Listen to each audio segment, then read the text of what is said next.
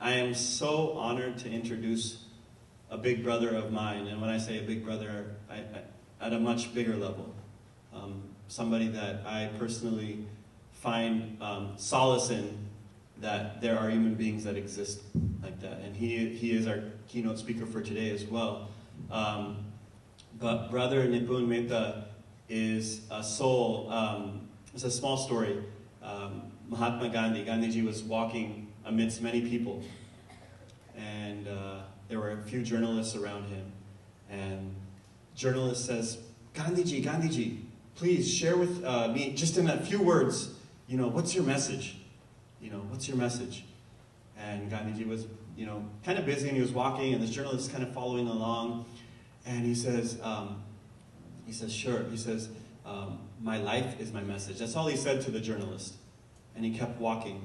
He didn't have any big words to share about himself. He didn't want to elaborate. He just said, my life is my message.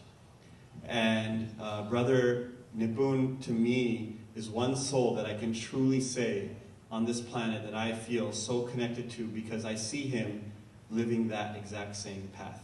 That his life is his message. And there could be so many things that I can share about him, and I probably should, so you get a context that, from childhood, he was very passionate about tennis, for example. And his vision, actually, by the time he reached high school, he's like, I'm either going to be a professional tennis player, and he was a nationally ranked player, and I'm going to be professional tennis, or I'm going to be a Himalayan monk. He kind of didn't leave too much room in between for what he wanted to do.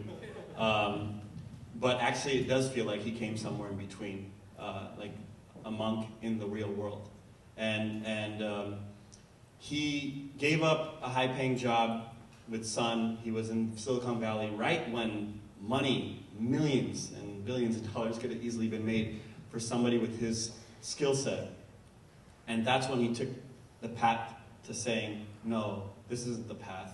I'm going to serve. And using my skill sets, I'm going to create opportunities for those that are working on good causes. So he just started kind of that journey of using his skill set to build actually websites for nonprofits. That's all, in small intention, that, as much as I can stop working, I just want to start serving. And with that intention unfolded something so amazing and powerful.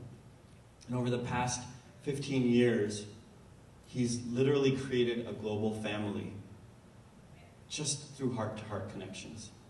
And an organization that he has founded called Service Space has become an umbrella for thousands upon thousands of good intentions, of projects, of people doing good, of people being inspired through the web, online, offline. And so to me, I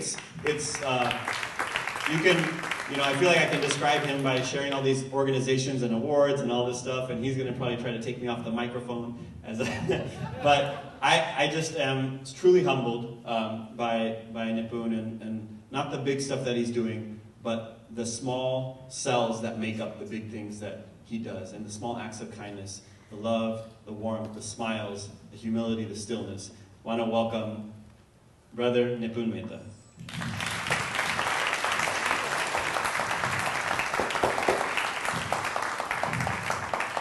I have to say that when a musician gets up here, and when two such accomplished musicians get up and there's no music, you can really see what they've been practicing behind the scenes.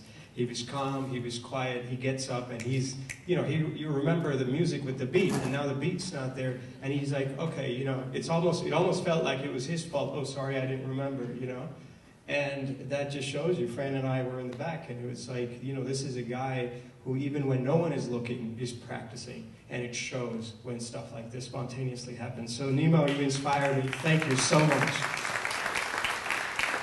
And I want your autograph today on that CD. Yeah. I'm honored to be here. I feel like we're a little behind schedule, so maybe I'll zoom a little bit more than I thought I would. I want to talk about this idea called Gandhi 3.0. this idea of collective everyday Gandhis, how all of us can be the change and how it can create a movement, and why this is a very unique time in our history to be doing this. And interestingly, Nimo and I hadn't synced up about this introduction, but I'm going to talk about those two very special people in my life, my parents, and I'm so glad your parents are here too. A few months ago, I was speaking to about 600 students, a lot of business school types. They go up, and one of them asks a very sincere question. He says, you know, where is today's Gandhi? Where can we find him? It's a good question. I mean, I kind of have that question too. And why would you ask that question? Well, she says, you know, if you look at the problems in the world, 2 billion people are in extreme poverty. The rich and poor divide is the highest ever. Nature is being pillaged, as we heard from Brent. Mass urbanization is destroying village life. Economic growth is unsustainable. You can go on and on. So what would Gandhi do?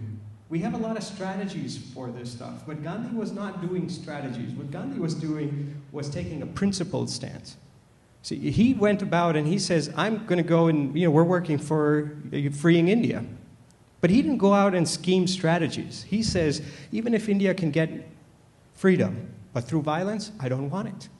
1922 in Chori Chori, there was this, you know, it seemed like the freedom movement was on this upswing, and all of a sudden, you know, India would be free, and there was this protest. The police got into this tiff with all the people, and the protesters decided to, you know, hurt 22 other people who died, and Gandhi retracts, says, nope, India's not ready for freedom. If we're going to be violent, not worth it. Right. Such was a guy. So we have all these problems in the world, and we have strategies to solve them, but there was this guy called Gandhi and so many other people like him who say, not just strategy, principled stance. And so this girl is asking me, where are the principled stances? That was the intention behind her question. And I also asked that question.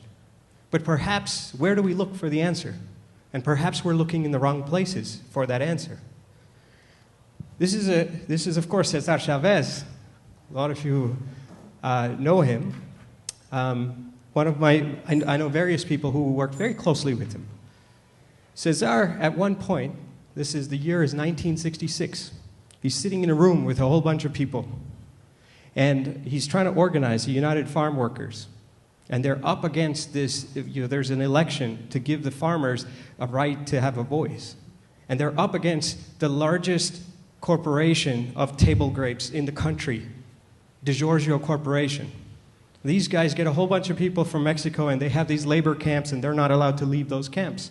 Now, if they don't leave the camps, they don't understand the kind of voice they can have. They don't understand that they should be voting. So these guys on the outside, Cesar Chavez and friends, have, you know, they gave out leaflets. They said, hey, you guys should know about this. You guys should do this.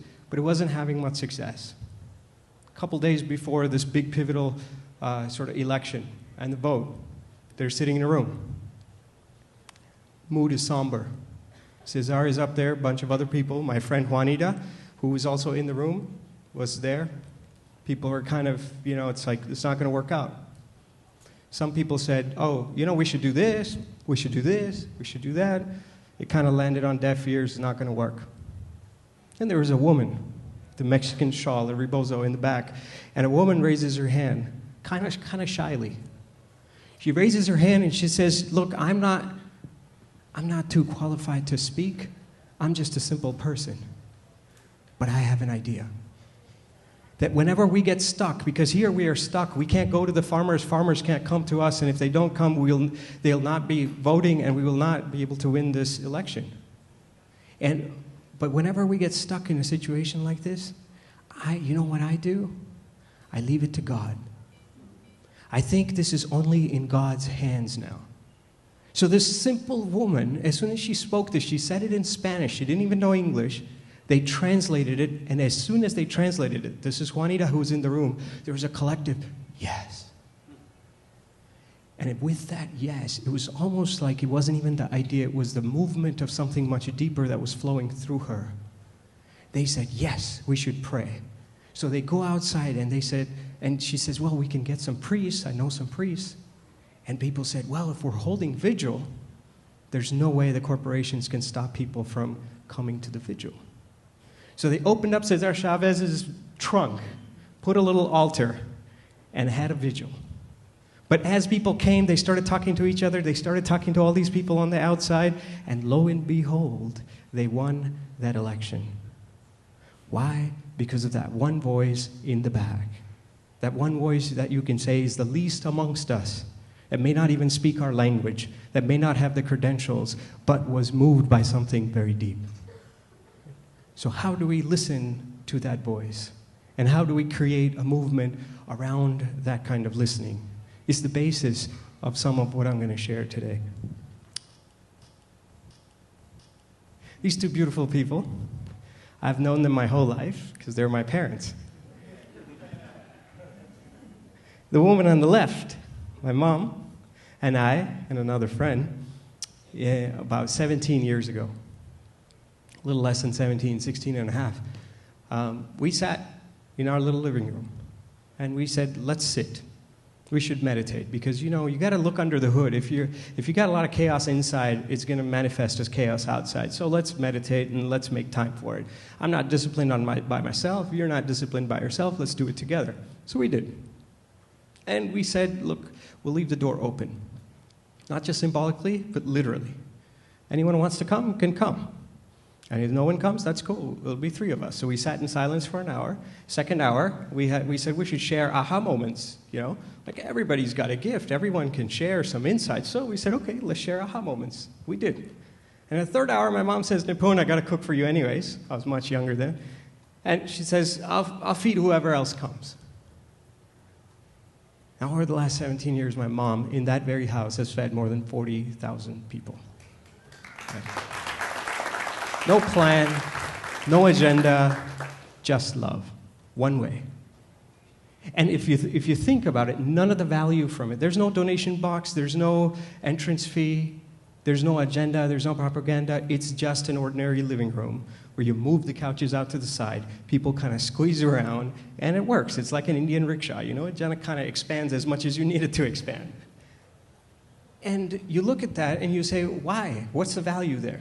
Clearly, there's no GDP value, but there's value. People feel it. What is so radical about it? The radical thing about it, as I started discovering, is, first of all, the first hour, we find it very hard in our culture to just be. We're in a culture of, like, we've become human doings, right, instead of human beings. So we have our to-do list. Where's our to-be list? So here was a couple that's saying, look, we're just going to sit. And that was radical.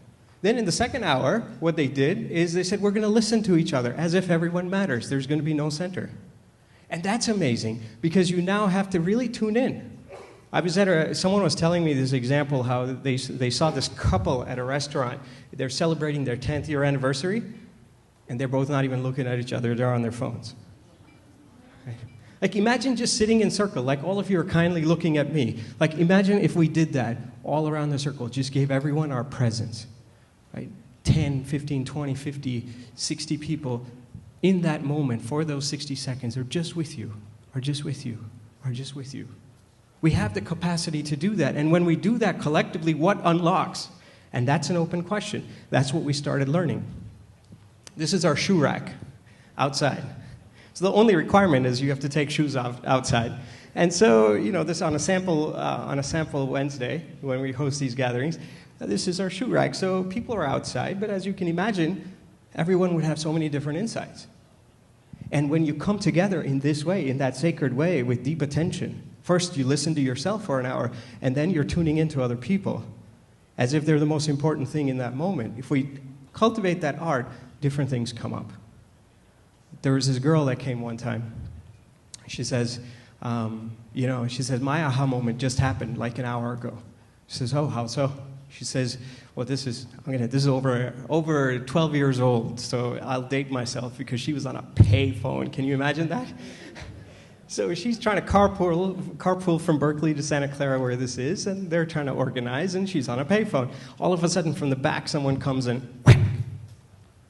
Okay, she's like, okay, someone just hit me, and I'm not gonna, she's not the kind of woman that you mess around with. So she's like, okay, I'm just gonna ignore that right now. Maybe it was a mistake. And she's on the phone talking, and then a couple seconds later, whack. Okay, now she's getting a little agitated, and she says, okay, if that happens again, I'm going to hang this phone up, and I'm just going to let him have it. You know? And a couple seconds later, whack. And the third time it happened, she hung up the phone. She got all her rage all together. She turned around, and she was ready to let this guy have it, except she saw that this person is blind. It never occurred to her that it was a blind person looking for their way. Right? For her, she was like, oh my God, why is someone hitting me? That was a narrative in her mind. And so because she's framing it in that way, she cultivated all this anger. She never thought of the other person just kind of a little lost in their own ways, and you helping out instead of you generating rage. So what does it mean to step out of that me-centered worldview to actually go on the outside? And these kinds of stories, they come around consistently all the time. And that's kind of radical. And then in the third hour, there's food. Now the host offers food. Right? I'm sure there's various people in this crowd as well who've probably been. I go to cities and people come up to me and they're like, man, you're like my brother. I was like, it's great, man. Yeah, we're all brothers and sisters. You know, you're like my brother too. So they, no, you're really like my brother. I was like, okay, oh, great, thank you. You're really like my brother too. He's like, no, I've had your mom's food. It's like, yeah, man, he knows the love that has nourished me my whole life, and he's feeling connected to me in that moment. And it's true, there's like so many of these people. But then every so often you run across some interesting people. So I met this one guy. He says, oh, yeah, it's amazing what your parents do and how they've done it every single Wednesday for so long, and they don't want anything. There's like absolutely nothing, and they're not even in the center. And he said, well, we start having a conversation. I said, well, if you think it's that amazing, I assume you've gone various times. Maybe I just haven't seen you. He's like, no, I just went once, but it's amazing. I was like, okay, well, why didn't you go second time? He's like, I couldn't. Because there was no donation box. There was no price tag. He's so used to everything being tit for tat. We're so used to having everything having a price tag that we get completely confused when someone just gives stuff to us without any agenda. And not only get confused, it's actually disconcerting. We're like, oh my God, what do you mean? The world doesn't work like that, Like there's got to be some, and they realize, oh, this has been something that's going on for so long. There's actually no agenda. And they're uncomfortable. They don't know how to process it. There was this one acupuncturist, Tweed, that came, and she actually said that she started crying because she couldn't receive the dinner. Because she just felt like, I'm not worthy to receive this dinner. And she had to process it, but she was committed. She came back and she says, I will receive it. And instead of paying back, I will pay it forward. Because that changes the whole narrative in our mind. It's not just me and mine. It's actually we're all connected in this web of connections. And that kind of a thing is radical. It sounds simple, but to hold circle like that with attention, to be listening to ourselves in the first hour, to listen to other people in the second hour, and to realize that we don't have to be transactional, that we can pay forward, not just pay back, is radical. So what these people taught me, these people, is this. It's kind of the same thing. They were kind of like those people in the back of the room. They were saying, yeah, I kind of have an idea. I would like to just serve in this way, no strings attached. What would happen? So this happened. And then you had all kinds of ripples. This is a guy who would never miss a Wednesday, would never miss an Awaken Circle. His name's Pancho. Pretty happy character. First time he ever meditated in an hour was in our house. And then, as he says, now I became Pancho 2.0. Life has never been the same. In fact, yesterday he just left for a 30-day meditation retreat. 30 days, no reading, writing, talking. I mean, he's had an incredible journey. But he was a love warrior. He lives on the border of two gangs in Oakland, where there's 41 liquor stores, where there used to be 41 liquor stores and no grocery stores, because there's no market for that kind of food. Right? And he lives in that area, which is so much violence, so many problems. And he says, in our apartment is not going to have any locks. Anyone can come in anytime. Casa de Paz, house of peace. And they actually walk this talk on a daily basis. Now, they said, these Wednesdays are great. We want to host them too. What should we call them? They said, okay, we'll call them Wednesdays and Fridays. So it's called Wednesdays and Fridays. They have these Friday Awaken Circles. in East Oakland, on the border of these two gangs, where sometimes you hear gunshots on the outside, and they have no locks. I mean, this guy comes, and then as he's doing this, they hear that, oh, this Occupy Oakland thing is going on. What do? Everyone has got the rhetoric of violence. Right? The activists are saying, this is wrong, and so I'm going to need to be violent. And the police say, oh, we're going to show you what's the right way to behave. And so they come with even more force. And so there's this whole clash. It's like one leads to another, and everything is escalating. And Pancho says, I'm a big fan of Gandhi, and whenever Gandhi saw that violence was escalated, we need to escalate nonviolence. How can I escalate love? He didn't know what to do. It's midnight. This whole crackdown is happening at 6 a.m. So him and his roommate, Adelijah, also another brother, they decide to go to Occupy Oakland and meditate, along with a bunch of people. Comes 6 a.m., helicopters, just massive amount of funding was there. You know, these police are coming, and here are these people just in peace. And when Pancho was arrested, it happened to be a Monday, and Pancho being a big fan of Gandhi, Gandhi had a day of silence on Monday. And Pancho being Pancho, you know, he writes on a piece of paper, they're like, sir, what's your name? And he writes on your piece of paper, he's like, I want you to hear that I love you. That's what he's telling the cop. Right? This guy, just repeatedly, he goes in and his offense reads, and it's even risky because Adelijah and there were 18 other people, they got released at the end of the day. Pancho has chosen to be undocumented. And because he's undocumented, it's an incredibly radical thing for him to walk himself into the hands of the police. But he says, look, I'm just going to practice love, man. You can put me in the jail, you can put me on the border, you can put me in this country or that country, it doesn't matter. My work is love. This guy, this photos, and all these photos went viral. It was on world news all over the place. And his offense actually read, disturbing peace. Hey man, why'd you go to jail? I was disturbing peace. What'd you do? Kind of meditated too much. And so these are all kinds of ripples, right? The first hour of meditation he did was in this circle, and this old, couple would not even know. Like, they're not out trying to change the world, they're just being the change, and that's creating the ripples. And this is another guy, he works on Wall Street in a very different setting. And on Wall Street, he goes up to his boss says, we've had a great year, what do you want? Like, any amount. And he says, you know what I want? I want 1 minute of silence before all our group meetings. And his boss doesn't know what to do with it. He's like, oh my God, if you asked me for 50,000 or 100,000 or even 1 million, he would at least know how to process it. A minute of silence? No, I can't do that. We bill every 3 minutes, not allowed. Right? She's like, anything else? She's like, no, that's all I want. The boss sleeps on it. And the next day he comes up, he's like, look man, if you want that minute of silence that badly, fine. I'll give you your minute of silence. They all start doing a minute of silence, turns to 2, to 3, to 5. Now they do 30 minutes once a week on Wall Street. And it kind of spreads all over the place, just kind of organically. But what it starts doing is it starts to create a circle of circles. Right? So many small circles. And in a circle, when you have a one-to-many, like right now, it has limited potential. But imagine if many people start connecting with many people. I know Fran has this vision, so you're going to be doing some collaborative exercises. But imagine if all good people start connecting with each other, not through one central node, just in a many-to-many way. How powerful would that be?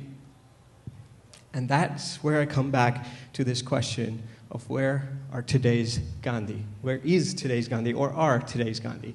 And the typical model that we have is we want to look for the Superman. Makes for an easy story. Oh, there's the Gandhi. I see him right there, No, maybe that's not so, maybe that would have worked a few decades ago, but now it wouldn't work because the problems of our world are so subversive. And the systems of our world are so subversive. And when they're so subversive, they will not allow a Gandhi to exist in that way. Gandhi has to be subversive as well. Oh, this is the Indian version of Superman. Oh, here. So instead of Superman, what if it's like the heroes model? It's many of us, everyone having our own gifts. How do we all come together? Like our 5 fingers, each having its own. So this is what we call the Gandhi 3.0 model. Right? Gandhi 1.0 is one Gandhi, many of us. Gandhi 2.0 is this man named Vinoba. If you don't know about him, I encourage you to read about him. He's an incredible fellow who's done some unprecedented things in human history. He went post-independence. He's someone that Gandhi really admired as well. Post-independence, he goes into these areas and he says, you have too much land, you have very little, you should just give. Right? And he would just inspire people to give, and he would walk on. 5 million acres of land was gifted like that. Has never before been done, purely on the basis of altruism. Right? And that was this guy. But he was walking. He was constantly walking. So it was one-to-one connections, which is a little bit more powerful as a network from one-to-many. But now what we have the potential of is many-to-many. Right? So many of us talking to many people, and we see that pattern in nature all the time. So this is your Gandhi 1.0, right? One-to-many. This is one-to-one sort of model. And this is many-to-many. Just in this circle today, what if we start to think in terms of many-to-many? What if we were listening in for that? What would be the potential? If you're just looking to me for some ideas, that's great. And that's going to be limited potential. Maybe one-to-one has some other potential, but many-to-many clearly is a lot more powerful. And how do we connect, not through law, not through money, but through love? How those strands in between each of those clusters, how can they be made of love? This is the potential, I think. For those who study network theory, this is all proven by math. Right? Sarnoff's law, Metcalfe's law, Reed's law, one-to-many connections over in the bottom, one-to-one, and group-forming networks, many-to-many, is what the potential of a network really is. This is post-Katrina. You know, I don't need to tell you guys, it was an incredible disaster. But there was one amazing thing that they kind of learned and they saw, and that was this, not this. This is the kind of mayhem that was created by Hurricane Katrina. But there was this. There were these oak trees.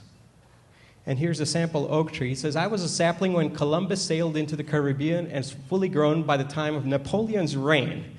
I'm now over 5 centuries old and still there. What happened is anything that was just on the surface, like without any roots, like our trees, like our homes rather, the homes just got annihilated. But these oak trees have deep roots. And they don't just have deep roots. My deep roots are connected to your deep roots. And so if there's this give and take, I'm in a little trouble, you help me out. If you're in a little trouble, I'll help you out. And together as a network of all these invisible ties under the ground is what keeps the stuff above the ground intact. And so much of our world is just looking at the outside, just what's like the decorations on the top. But how can we go much deeper? Right? So it's not just many-to-many. I'll skip this. I should probably talk about this. So it's not just many-to-many, but it's about reconnecting our internet with the internet. We have all these people, amazing leaders of our times. Right? Gandhiji, Mother Teresa, Martin Luther King, Cesar Chavez, Aung San Suu Kyi, you can go down the list of these folks. They had this IT called inner transformation.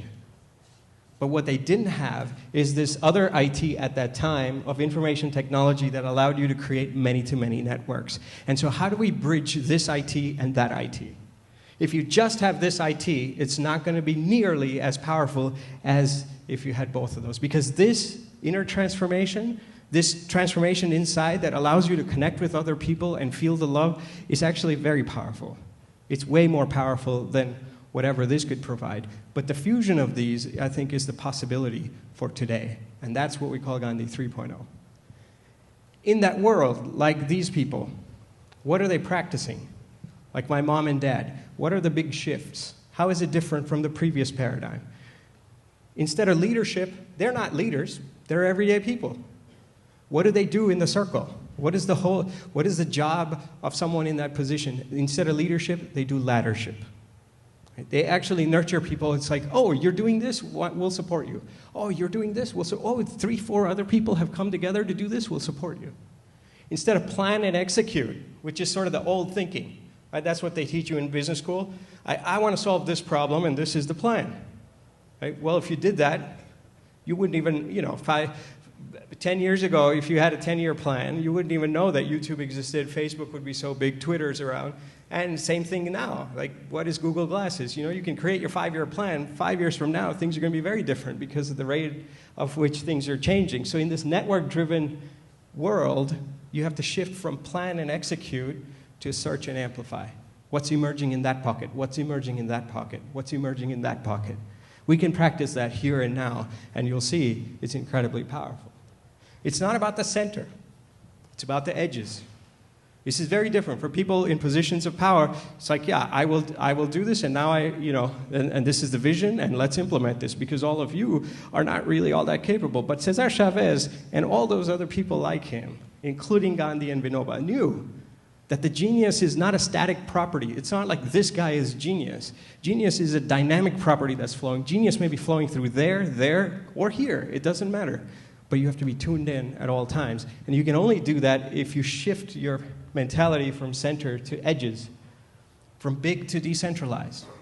There are 70 cities around the world. Last month, they started one in Ohio. There was another one in Paris. There are all these awaken circles all over the place.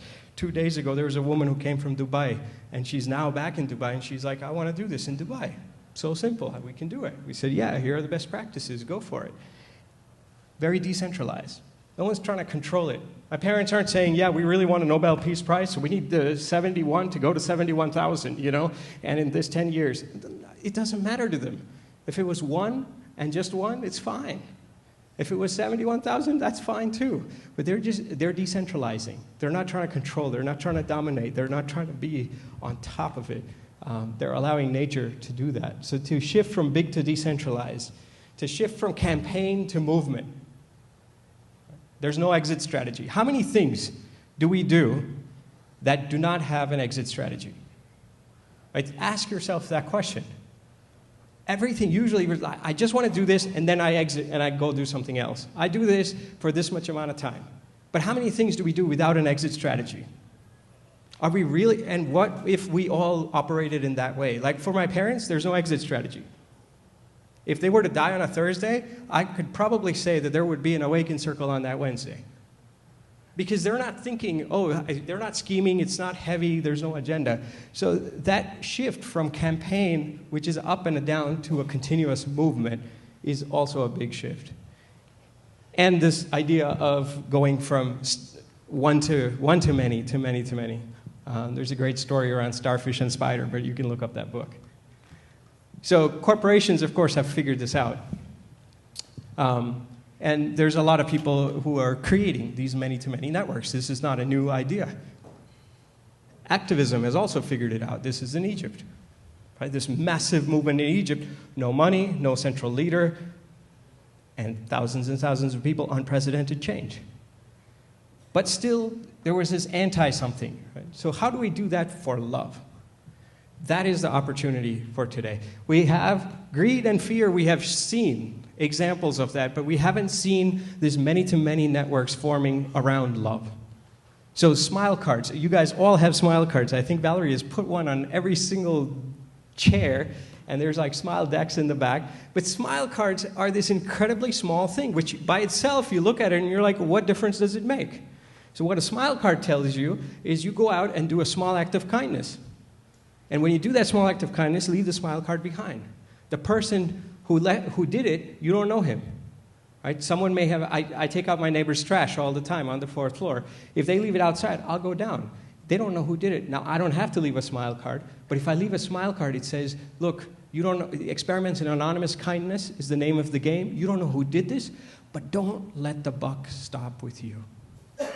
If we just tune into that and we start zooming back and we realize that we all start with 9 months of a free gift from our mothers that we will never be able to pay back. That all of life is really just an attempt to pay it forward. That we're not like the hot stuff. Right? That I'm like self-made because I'm amazing.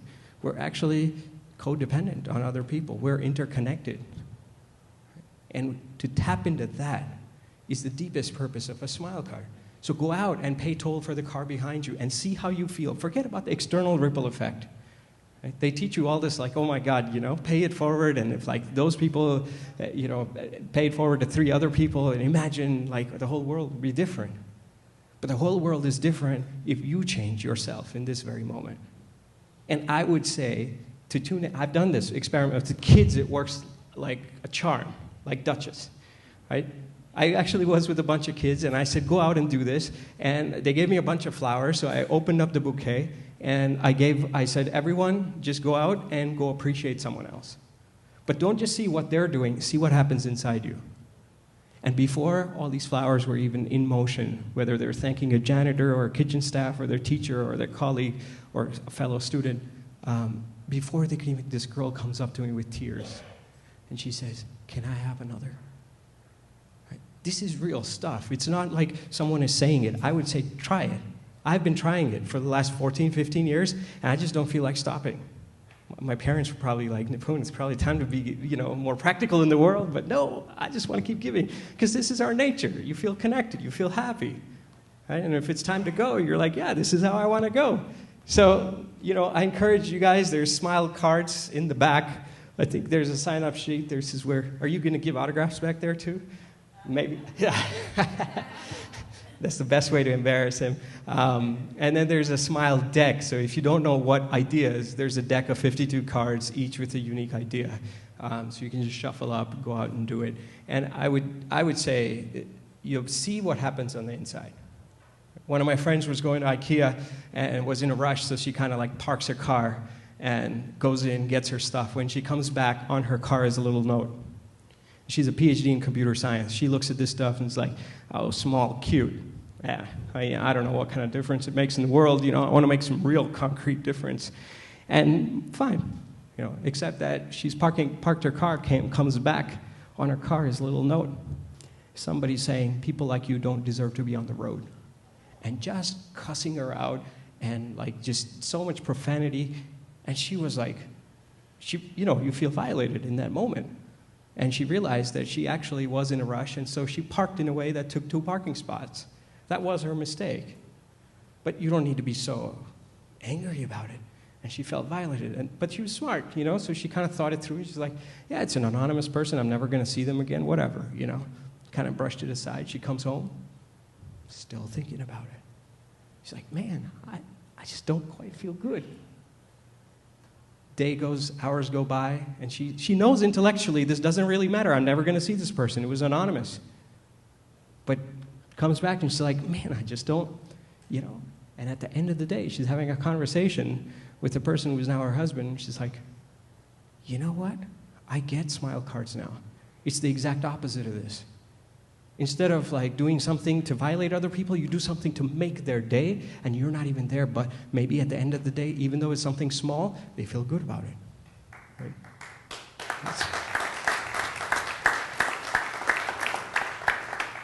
So we all have that potential. And if we all tap into that now, today, be kind to the person next to you. Hug, listen, spread love. Go pay toll for the car behind you on your way home. It doesn't matter. And if we do that in a Gandhi 3.0 way, if we did it in a Gandhi 1.0 way, then it would be very different. Right? We would say, oh, you need to order smile cards, please. Come to me, and I will print them for you, and I will ship it out, and this will be their transaction. This is how much it'll cost. Then it would not be the Gandhi 3.0 way. For us, it looks like this. These are the orders in a 6-month span in the United States alone. Right? These are all these people, but who is shipping them? Not me. They're not coming to me. But the way it works is people who receive them in Morocco say, hey, I received it. It was so nice of someone. I want to help. I'll do 10 a week. And someone else who then receives it says, I want to help. I want to do 10 a week. So it's many people requesting cards, many people shipping cards, and it's this whole movement that cannot be destroyed. Which is great. Service-based could die. I could die. We could all be done, and we will. But kindness will live on.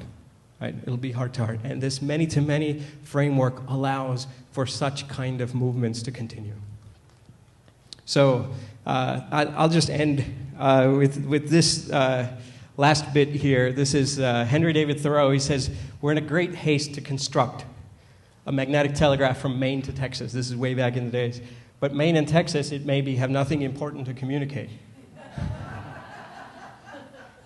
And if you look at it, you say we have created networks, we have created systems for greed, we have created systems and networks rooted in a kind of anti-something movement, but we haven't created something for, and we haven't created enough that is for. And what you get is when you're on this side of the spectrum, you get really weak kind of connections. Two greedy people can never be that close.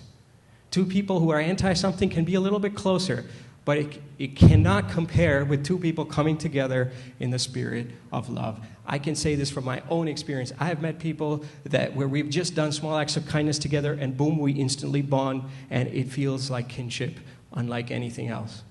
So this is the power and the potential where we can leverage our inner transformation, our inner capacity to be compassionate and loving with our outer capacity to organize in a many-to-many way. My last story is from a couple months ago. This is a barber out in India, and where I was, Nemo knows this, there's a little barber, and he charges 20 rupees for a haircut.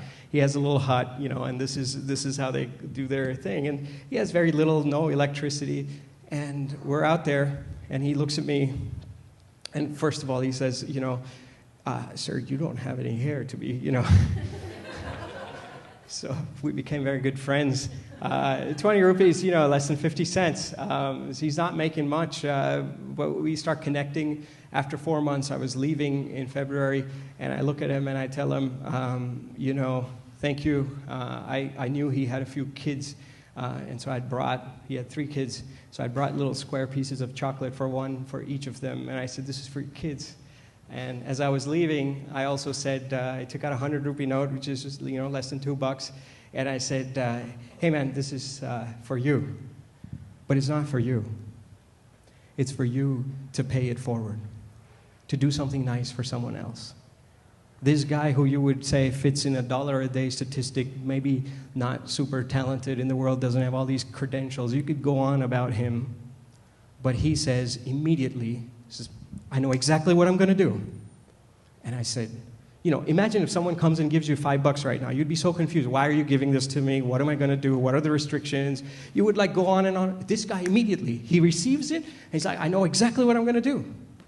I was shocked, because I've done many kinds of such goofy experiments. And so I was like, what are you going to do? He said, I'm going to feed the cows. And I was like, wow, it came to him. Beautiful. So as I'm leaving, a couple minutes later, I said, Mahesh, I'll see you around, man. I'm going back to US, and I hope we stay connected. He's like, oh, of course we will stay connected. We're going to stay connected through good deeds, because I'm going to pay it forward, and you're going to pay it forward somewhere else, and that's going to connect us. This guy who had nothing is teaching me an incredible life lesson. And I think that's the potential that all of us have, to tap into that, to do it in a many-to-many way, and build noble friendships through generosity and kindness. Thank you so much.